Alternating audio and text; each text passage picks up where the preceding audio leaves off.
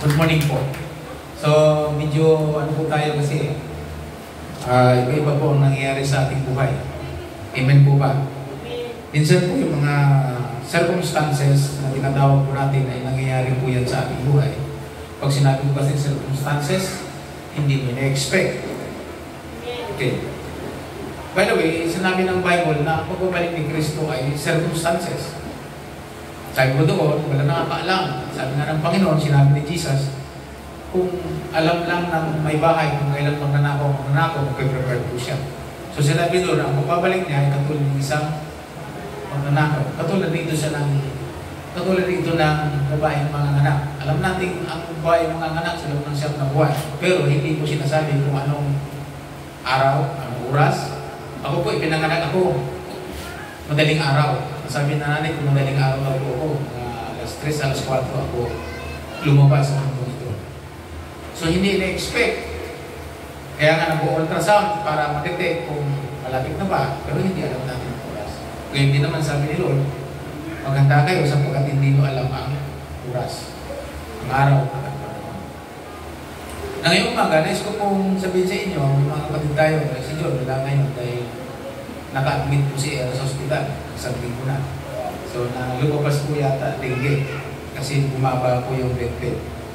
So, pray po natin na kasi it's billion, medyo maganda ng presyo. Makalabas po agad. May mga nangyayari sa buhay po natin na pinahintulutan ng Diyos. Kaya nang sinasabi kanina, ang Diyos ang may kontrol ng lahat ng bagay.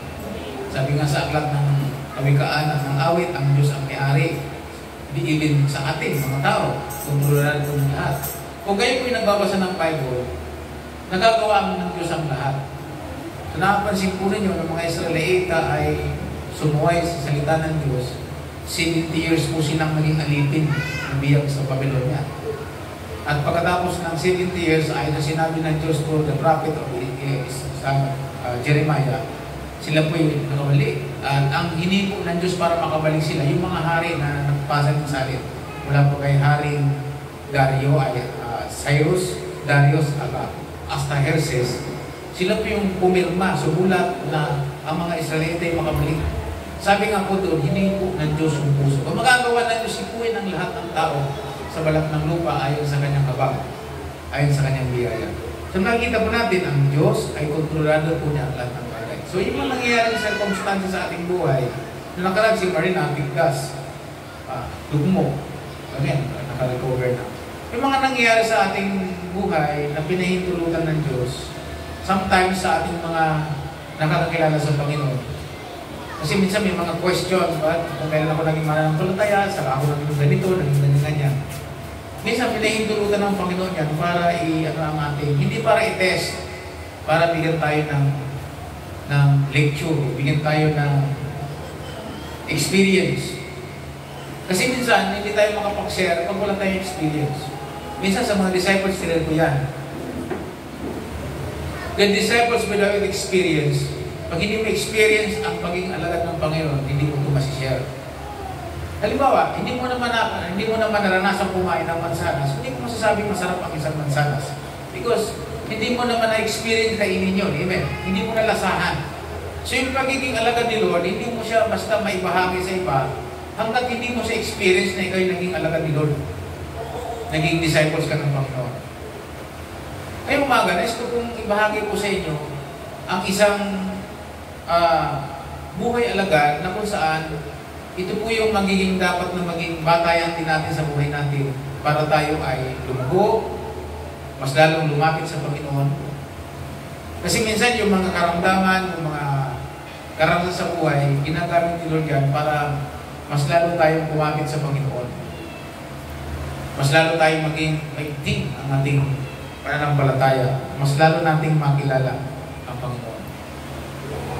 May mga taong patay na, naimbalsa mo na, natanggalan na ng dugo, pero nabuhay pa. Nangyari po yun, mga bagay na yun, para yung mga hindi, yung kulang sa pananampalataya, mas lumaki ang pananampalataya. Alam po ba ninyo, mayroon akong video dati na nangyari po sa Africa, sa panahon po ng panangaral po ni Ringan Bonke. Ito pong pastor na to, nabangga nabangga sa poste. Hindi ko ng meral kasi walang meral ko sa Africa. Poste ng kuryente. Bumangga po siya doon. Patay po itong pastor na pipi yung dibdib. So madaling salita, na-imbalsa mo po siya na 3 araw na. Nakaburol na. Kinausap ng Panginoon yung asawa niya na nanampalataya, bubuhayin muli. Sa madaling salita, doon mismo sa service ni Rinat Bongki, nabuhay po yung patay doon sa ilalim. Ang tawag po natin doon, anong tawag yan sa Araneta Coliseum sa ilalim? Basement. Ha? Parang basement yung ilalim. Dalhin mo siya doon, yung mga lalagyan ng kung ano-ano, ng mga gamit. Doon yung siya dalhin kasi ang nangyari nga po doon, labas-pasok sa kabao yung tao kasi yung pong gwardiya Muslim, ayaw nila na nasa kabao kaya ilabas sa kabao. Tapos pinasok, linabas. So, ibig sabihin, nadala po sa loob at ihinatag sa isang lamesa. At ang bilin po ng evangelist, ni Rinat Bongki, kung talaga nanampalataya kayo, wala kayong gawin doon, kundi magpuri, manalangin, kabuhay ng Panginoon niya. Dahil may sinabi sila sa asawa. So nabuhay po yung tao yun. So yung tawag yung sinasaksak na gamot, yung formalin, kusang lumalabas dun sa mga butas ng tusok sa paa. Di ba may butas-butas sa paa, hindi mo tusok yan. Kusang lumalabas ko yung tarpulin, yung formalin dun sa katawan ng tao. Wala nga po yun eh. So dahil po doon, maraming tao sa Africa ang sumampalataya sa Panginoon dahil doon sa miraculous sign niya. Milyon. Hindi mo mabilang sa dami ang tao nagpupuri sa Panginoon sa panahon na yun. Dahil sa isang pastor na nabuhay na muli. Sa isang mahimalang imposibleng mangyari, pero nangyari. Dahil sa pananampalataya ng kanyang asawa. So nabuhay po yung babae nyo dahil sa pananampalataya ng asawa, babasa po niya aklat ng Hebreo, na doon sa unang lumang tipan, ang sabi doon sa Hebreo, binalik ang kanilang mga patay dahil sa pananampalataya. So nanalig yung babae, dahil dinala po niya yun doon sa Colosseum at nabuhay po yung patay. At alam po pa ninyo, nung makuha kong video yun, pinalabas ko po yan sa church sa Balite, sa isang prayer meeting. At nung mapanood po yan ng aking kumpare, alam po ba yung kumpare ko? Ang sabi niya, pare, alam mo ba, lumaki ang pananampalataya ko. So minsan, yung mga pangyayari yun, nangyayari para sa kapanan ng iba, para lumaki din ang pananampalataya. Alam po ba niya si Paring Rafi, lumaki ang kanyang pananampalataya doon. Kasi nakita niyang imposible. Dinoktor po yun. Inobserbahan. Talagang ibang klase. So nangyari po yun para sa kapakanan po ng marami. Minsan sa buhay natin, may mangyayari mga bagay-bagay para lumago tayo. So kayo umaga, nais ko pong dalhin sa inyo ang Acts chapter 9 verse 25 na kung saan binasa po natin dyan, ang sabi nga po dito sa Tagalog, ngunit ng gabi, nung gabi na, kinuha siya ng kanyang mga lagad at siya ay ibinaba sa kabila ng pader at hinubos siya sa isang tikles. So ito pong sulat na to ay mapabasa po natin ito sa chapter 9 kung saan na-convert po si Apostol Pablo. So tingnan natin, si Apostol Pablo, ang kanyang misyon mula sa Jerusalem, kumuha po siya ng warrant of arrest mula sa mga pari na mga Hudyo upang arestuhin ang lahat ng tumatawag o kasama sa Church ng Daan. Ang pangalan ng church natin ay ang Daan, the Way. Arestuhin ang mga tao itong sumasampalataya sa Panginoon, dalhin sa Jerusalem upang ito'y lapatan ng parusa ayon sa kautusan, ayon sa batas ng mga Hudyo. So yun ang kanyang misyon. Kumuha po siya ng warrant of arrest. Si Pablo po, ang saksi, ang nag-authenticate para hatulan ng kamatayan si Esteban.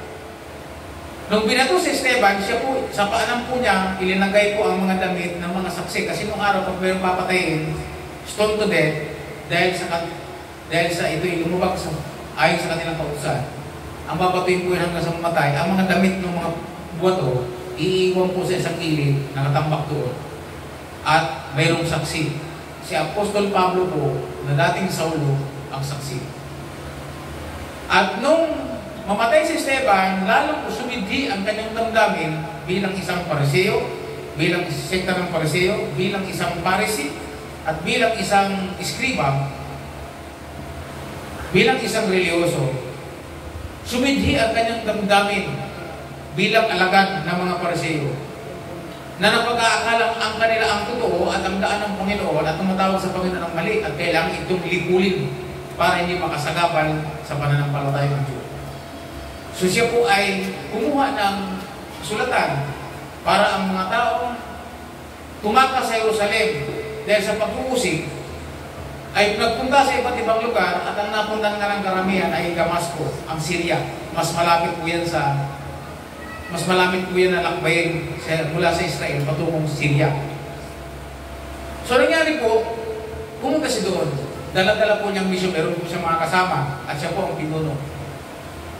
Alam po ba niyo sa daan, nagpakita ang Panginoon sa kanya sa pamamagitan ng maningas na liwanag.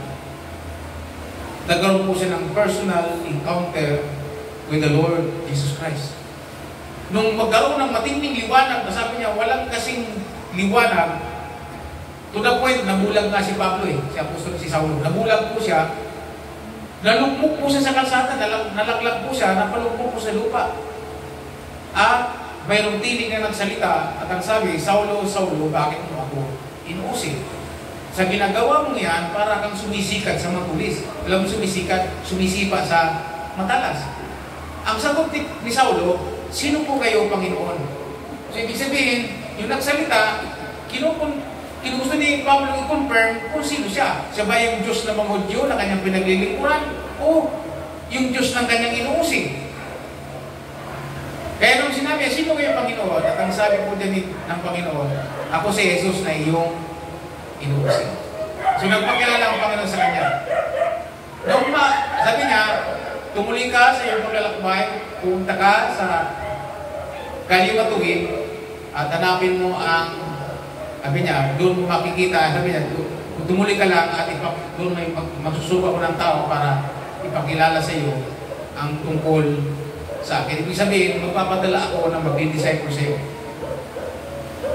So tumuloy si Pablo at siya po ay nakituloy sa bahay ng isang bahay sa kaliwatuhin. Nakituloy po siya doon sa loob sa bahay doon. At habang siyempre po, na-encounter niya si Jesus Christ, nagsisimula na po siya manalangin ng time niya kay Jesus kasi nakilala niya ng Panginoon. Pero hindi na po siya nakakakita. Bulag po siya, nabulag po siya.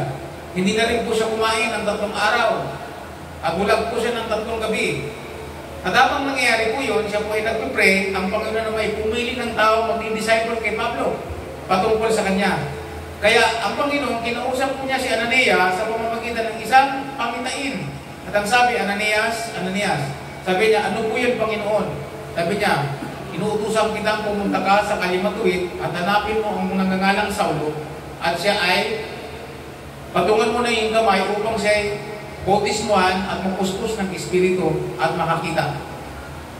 Ayaw pa nga ng tao kasi kilala ni Ananias si Pablo. Alam niya, ang sadya niya sa Jerusalem ay aristuin ang mga tao na tulad niya, kaya nga ayaw niya pumunta. Pero sabi ng Panginoon, pumunta ka sapagkat siya pinili ko upang ipakilala ko aking pangalan at ang lahat ng kanyang titiisin alang-alang sa akin. Ngayon, nakikita ka niya sa pamamagitan ng isang pangitain sa kanyang panalangin. Magkano? Kaya nangyari, pumunta si Ananias. At pagdating doon, kilala niya agad. Ang sabi niya, kapatid na Saulo, yun ang pumbati mo niya, naparito ako, inutusan ako ng Panginoon na nagpakita sa iyo sa daan upang ikaw ay ilihans, ikaw mapuspos ng Espiritu at ng Holy Spirit at pagkatapos, pabautismo sa tubig at makakita.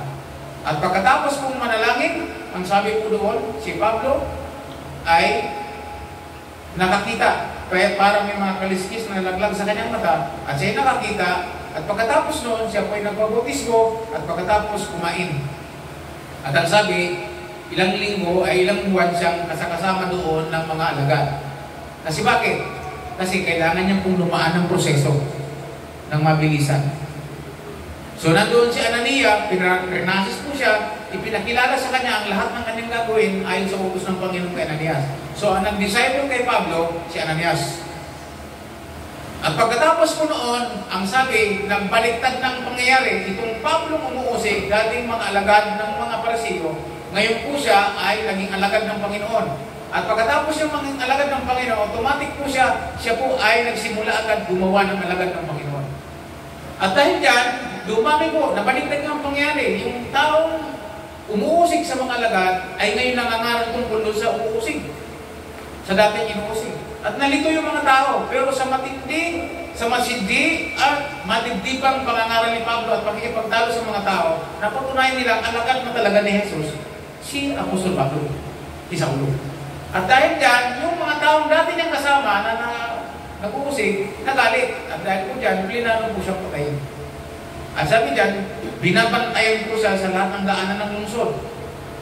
Sa Syria, sa Damascus. Binantayan lahat ng madadaanan para hindi siya makalabas. Alam mo, napapaligiran po kasi ng pader yung Damascus, yung siyudad ng Damascus.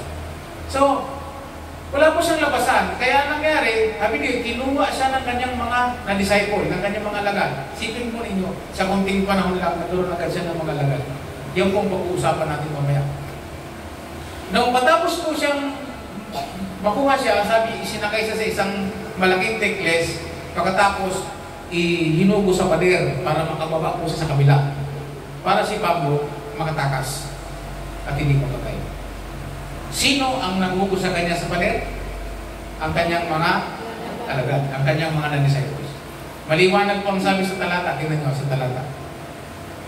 Sa kunting panahon na malagi po niya, ang sabi, nung ma-convert po siya, tumatik po siya, magtagal-tagal, nag-disciple na po siya. Ang sabi po dito, ngunit ng gabi na, tinuwa siya ng kanyang mga alagad at siya ibinaba sa kabila ng pader at hinugo siya sa isang tigles. Kaya pamagat po ng ating ngayong mag-aaral ay tinatawag ko po radical disciples. Noong araw, ang mga alagad po ay sila po yung mga radical. Ang salitang radical ay proceeding from the root. Ang ibig po sabihin yan ay ang alagad ay, ang radical is sabihin, mabilis, mas maagap.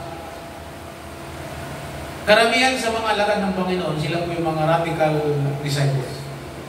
Pag nagkaroon po ng radical change, mula na may encounter sila, automatic po yan, radical disciple po yan. Yun po ang kailangan natin. Kaya ang panalangin ko po sa atin bawat disciple natin, ma-encuentro talaga nila ng personal ang Panginoon sa kanilang buhay. Dahil ang radical change, ang radical disciples, ang radical growth ng church, nag-i-start sa kanilang radical at sa kanilang personal encounter with the Lord. Kasi ang tunay na naka-encuentro sa Panginoon, magkakaroon agad siya ng radical change, mabilis ang pagbabago ng kanyang buhay. Hindi mo kailangan pilitin. Kasi nagkaroon siya ng personal na encuentro sa Panginoon. Imagine mo si Zaccheo. Nung may encuentro niya si Lord, na mabalitaan niyang si Jesus daraan, excited siya. Kaya nung na-encuentro niya ang Panginoon, nung tiningala siya sa puno ng sibumuro, nang sabi niya, Zaccheo, bumaba ka dyan, kilala ka ni Lord eh. Sabi niya, tutuloy ako ngayon sa bahay mo. Pagdating sa bahay, dahil encuentro niya si Lord, ano nangyari? Nagkaroon ng pagsisisi sa kanyang buhay. Sabi ni Lord, kung ako man po ay mayroon, dahil maniningil siya ng buwis, taga-BIR siya eh, taga-custom siya.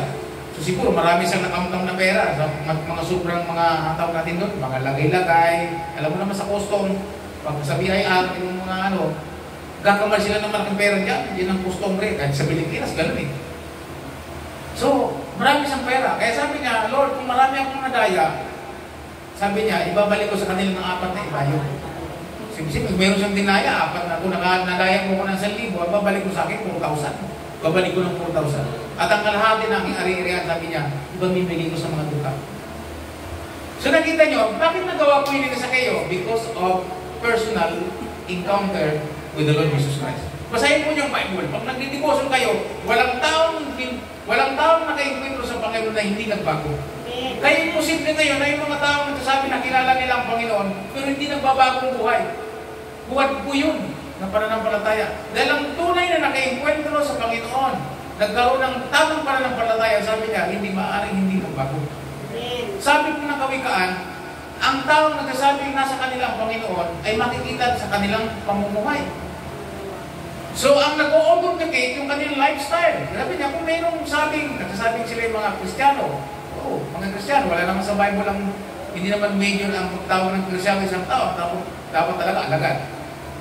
Makikita to sa kanilang pamumuhay. Natutuwa ako, katulad yung mga lumuro ni brother. Maraming pulis ngayon ang mananampalataya. Mga vlogger pang iba, maraming vlogger, maraming sundalo. Naalala ko tuloy yung isang sundalong nakilala ko, Marines, sa Prayer Mountain. Nakasumbrerong Muslim, nakadamit Muslim, at nananalangin doon. Sabi ko, ba't may Muslim dito? Sabi niya, Pastor, sabi niya sa akin, alam mo, nahihiwaga ka sa akin. Ako po ay isang pastor, nakakilala sa Panginoon. Ako po ay sundalo, isa po akong Marines.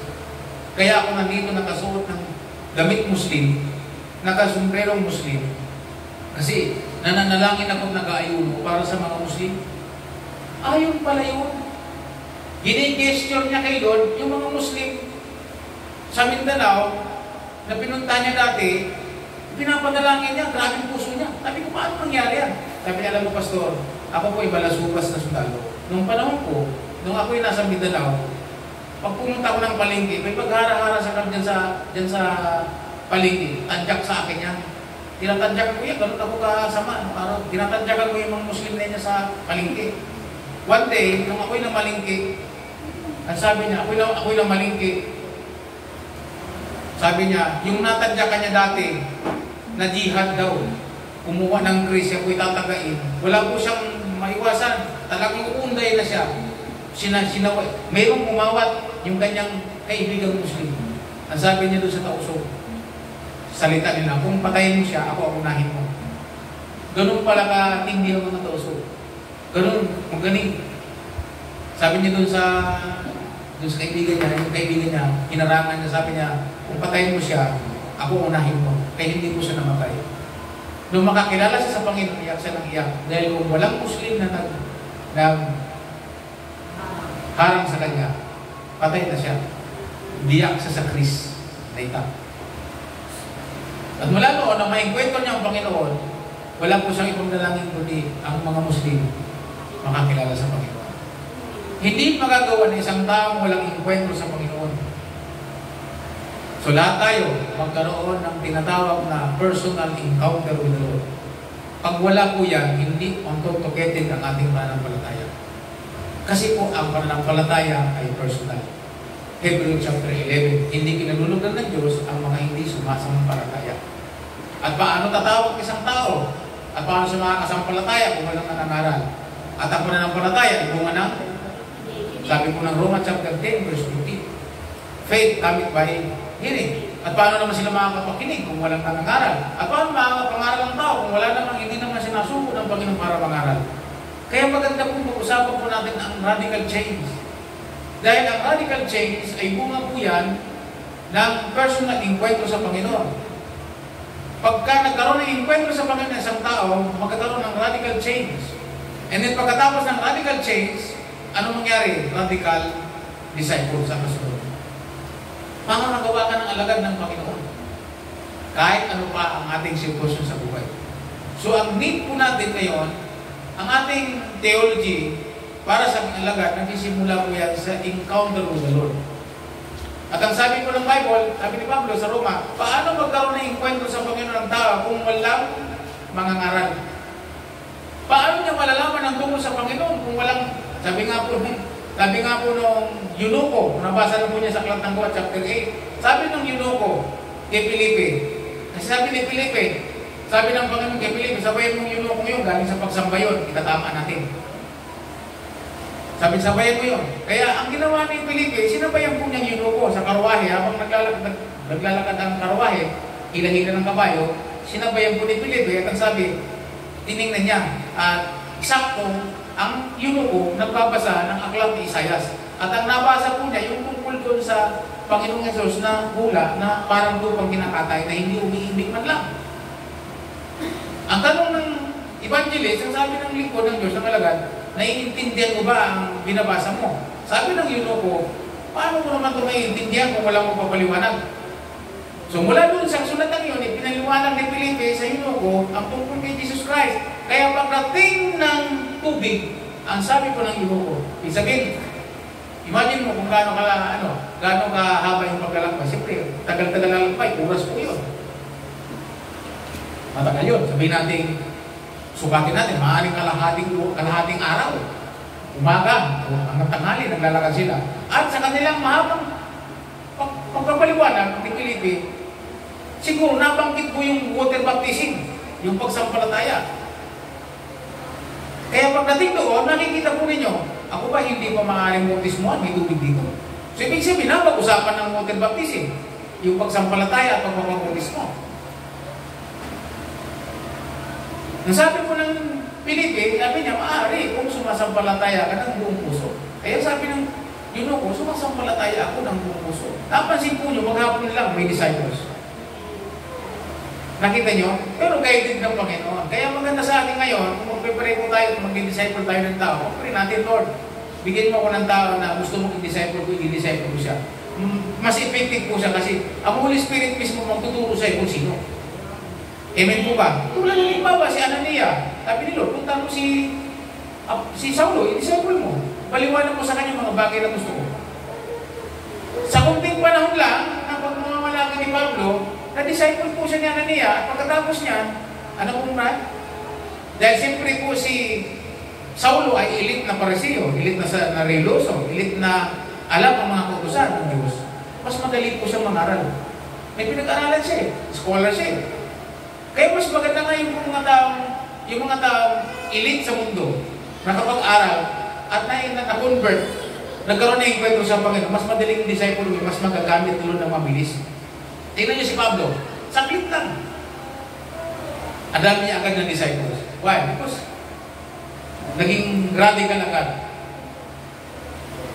Mas madaling sundan agad yung ugat niya, yung root niya, patungo sa pananamba. Kaya umaga yun po, gusto kong makita po ninyo sa buhay natin na kung tayo ay na-encounter natin si Lord, so hindi posibleng magkaroon tayo ng radical transformation, magkaroon ng radical disciples. Madali lang gumawa ng alagad. So, kailangan po natin na-encounter. Kaya, pinag-pray ko po na, halimbawa ngayon, convention, pwede tayo magsama ng ating mga mahal sa buhay. Malay mo doon, makakilala sa Panginoon. So, malapit ang Muntalban. Punuhin po natin yung hakutan natin ng tao mga kamagmahal natin sa buhay. At siyempre, pag nag-akay ka, sagutin mo na rin ang baon niyan. Kasi siyempre, kanya-kanya tayo ng baon doon. Magkasama-sama lang tayo sa lugar, nakainan po tayo. Amen po ba? At sarapan mo na. Minsan lang naman isang taon niya. Pinaghahanda ko na kasi Marlene, sabi ko ngayon, nagagaling lang sakit, sabi ko, i-ano mo na yung t-shirt, ordinary lang na t-shirt, yung katulad ng blue natin, para ma-afford ng lahat. Gusto ba niyo yun? Okay, magpaano na si Marlene po, maganda na po kayo ng at least 300. Kasi po, sabi ko, ang pagagawa lang na, magkapagawa tayo ng t-shirt na sublimation, lahat ng lumaan sa process. Pero yung mga dadaw ng convention, yung uniform natin na para-pareho, ay pwede na po yung ordinary t-shirt. Parang low corner. Okay, katulad nung nanyang i-hide yung karoon tayo yung t-shirt, susukin po natin yan after ng pagkatapos ng worship service sa umaga, sa hapon, susuotin natin yung magbabago na tayo ng anyo. Susuotin na natin yung kulay na kuhat kulay po ang mapapagawa. Okay, so ngayon pa lang po, yung gusto pong magkaroon ng t-shirt, yung mga disciples na gusto magkaroon ng t-shirt convention, yung pala po, magpalista na kay Marlene at yung size. Para po kasi ilang buwan na lang.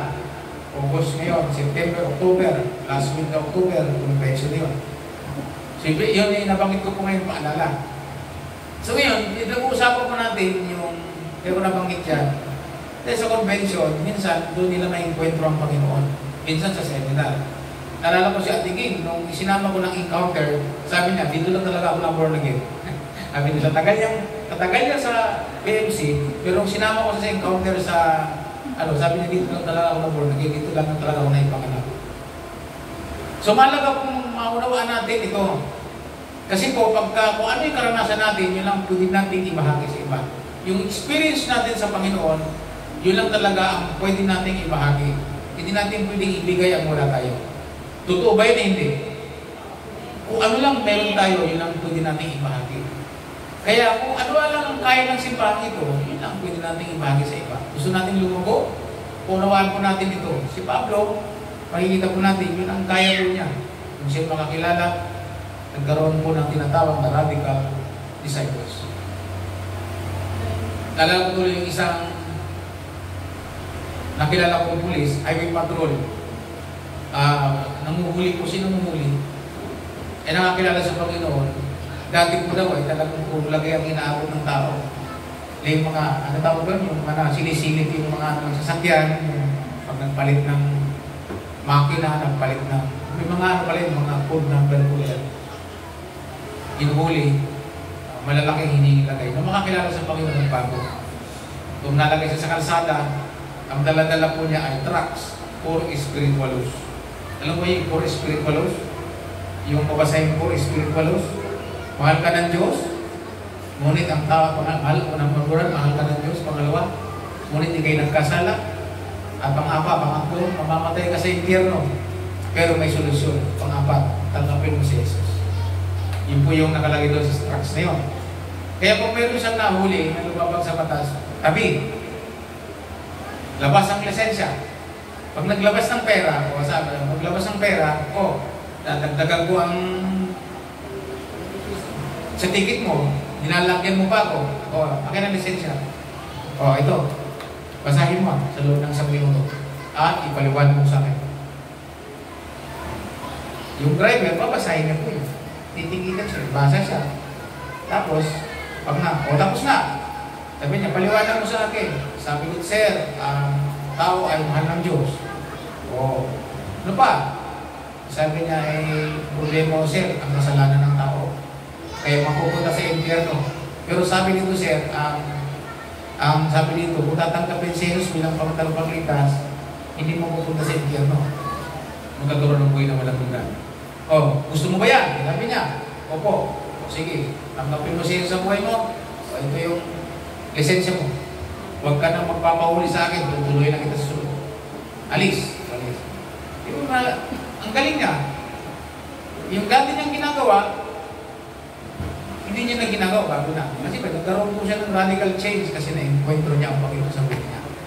So dahil yan, nagkaroon ng radical disciples. Binibigyan po niya ng address ng simbahan, contact number sa kanya.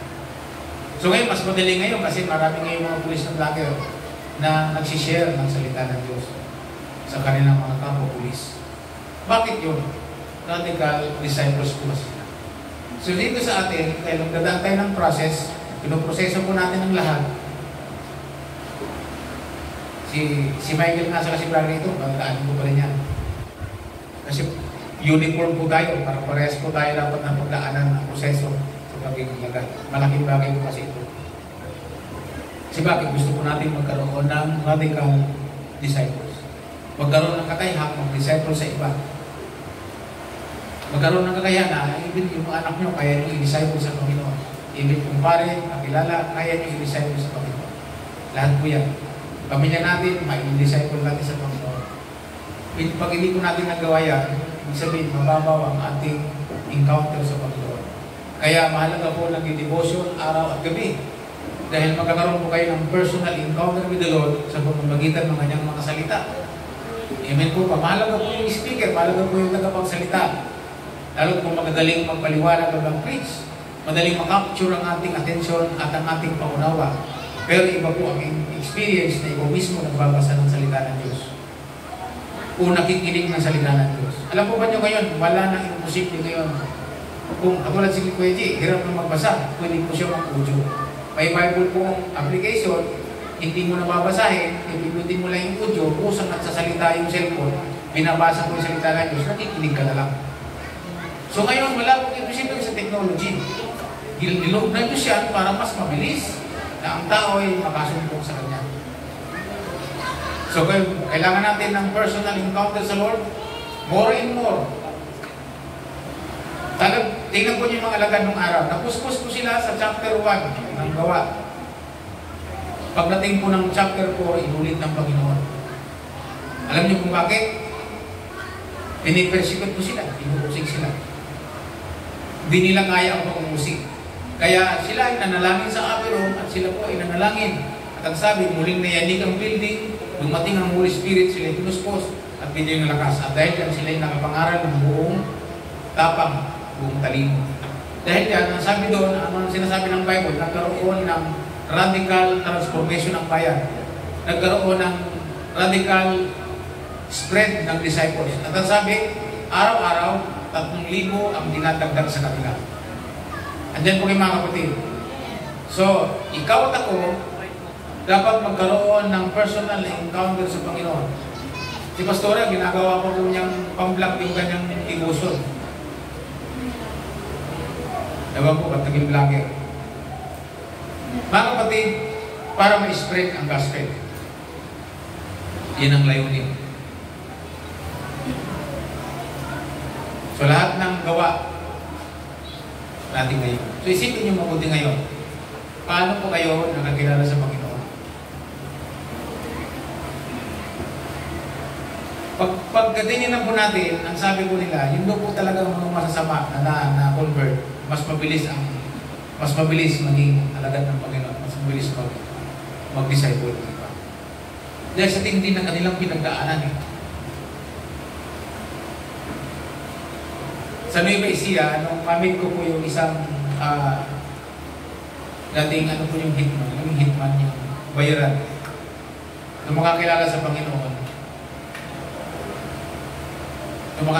Panginoon, binantaan ang kanyang buhay. Natawa po siya.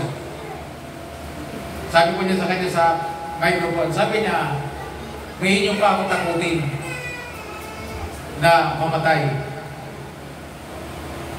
Kung noong araw na wala ako kay Kristo, sabi niya, hindi ako takot pumatay at mamatay. Hindi lalo na ngayon na kay Kristo ako. Tatakutin niyo pa ako mamatay. Wala nang takot ito mamatay. Dahil patay na to. Hindi patindi. Kaya sabi niya, kayo mga kalahi ko na mga namumungay sa pagpupako o sa pagpatay. Sabi niya, ito yung masasabi ko. Sinabihan po niya ngayon gano'n. Kaya alam po ba ninyo, marami sa mga kasama niya na makilala sa Panginoon. Alam po ba niyo mga hitman pa lang yan? May organisasyon din pala yung mga yun. Yung mga bayaran na yun, may mga organisasyon din sila. Sabi nila, sa Nueva Ecija daw, sabi ng mga kabarkada ko, sa Nueva Ecija daw, pag nakakita kang gumanda ang bahay, walang trabaho, wala namang abroad, kahina-hinala. Malamang ganun daw. Iba kasi ang customary ng Nueva Ecija.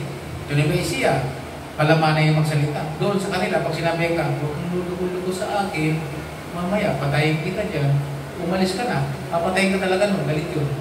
Hindi katulad natin na para may pagkat ng galit natin, talagang nangangalit tayo, nangangalit tayo ng mga ano. Makikita galit. Iba ang kanilang customary. Pero dahil sa merong radical encounter with the Lord, walang mga taong hindi kayang baguhin ng Panginoon.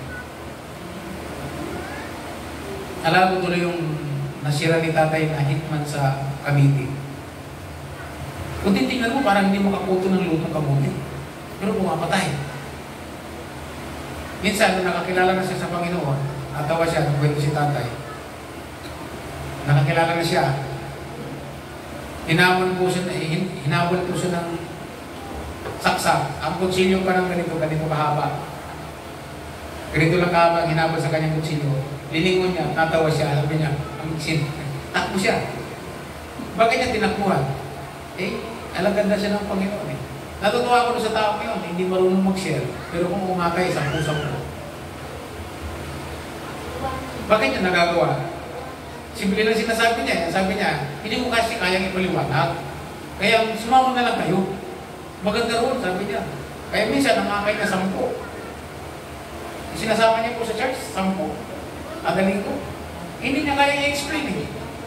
Hindi ko may paliwanag, basta maganda. Siyempre, kapag narinig mo naman yung ganun. Pero nakakagawa ng alagad ng Panginoon.